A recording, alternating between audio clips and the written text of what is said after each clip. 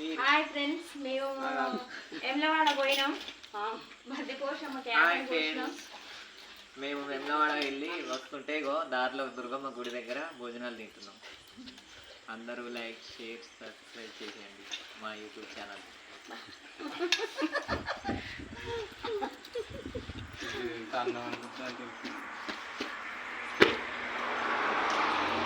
అన్నం తింటున్నాం. బాయ్. కొంచెం